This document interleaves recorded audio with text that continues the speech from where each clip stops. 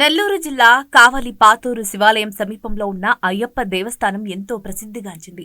ఈ దేవాలయంలో ప్రతినిత్యం అయ్యప్ప స్వామికి ప్రత్యేక పూజలు జరుగుతూ ఉంటాయి.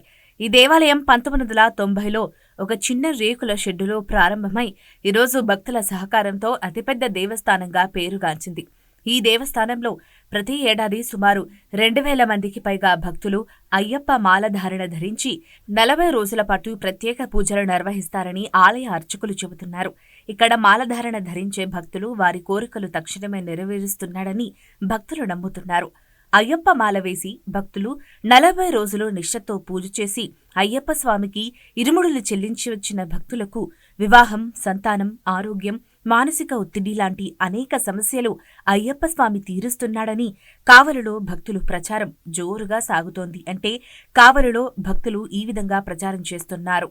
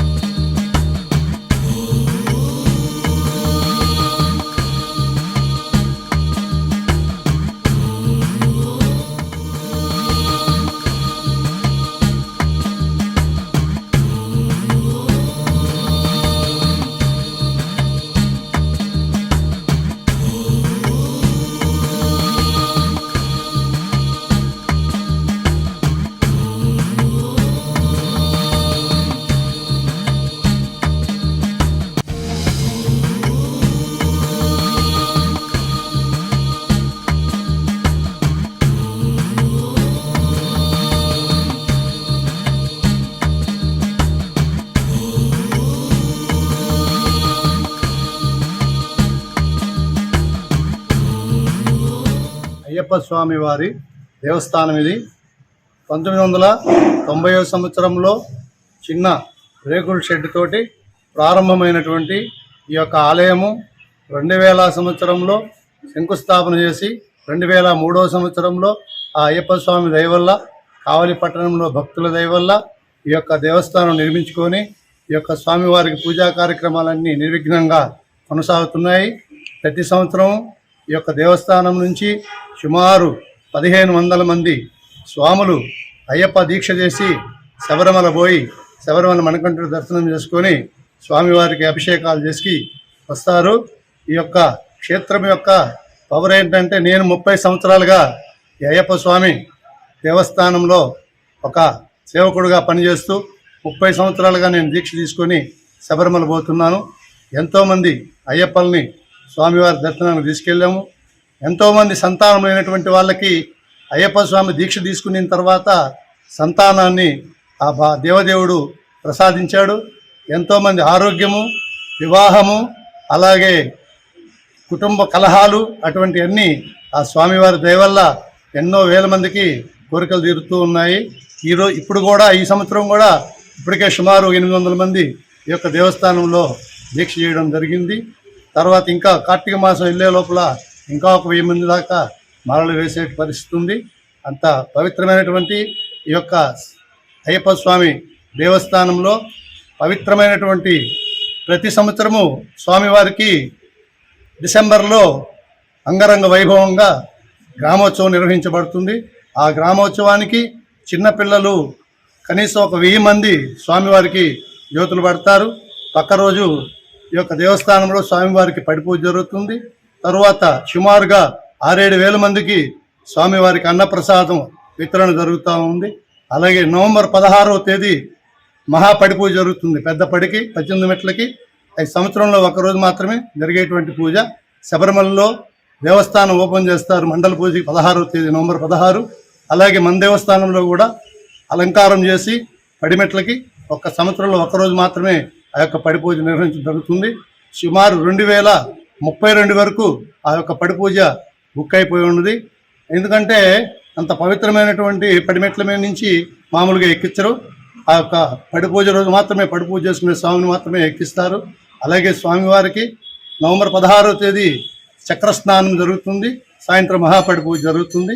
ఇటువంటి కార్యక్రమాలన్నీ ఈ యొక్క దేవస్థానంలో పవిత్రంగా, చాలా సిస్టమేటిక్గా, చాలా సంతృప్తికరంగా జరిగేటువంటి పరిస్థితి ఉంది. కాబట్టి ఈ యొక్క దేవస్థానాన్ని అందరూ ఇష్టపడి వచ్చి ఇక్కడ మాలలు వేసుకుంటారు. కాబట్టి తెలియజేయండి. స్వామి శరణం, అయ్యప్ప శరణం. శ్రీ అయ్యప్ప స్వామి వారి దేవస్థానం, పాత ఊరు, కావలి, ఎస్పీఎస్ఆర్, నెల్లూరు జిల్లా.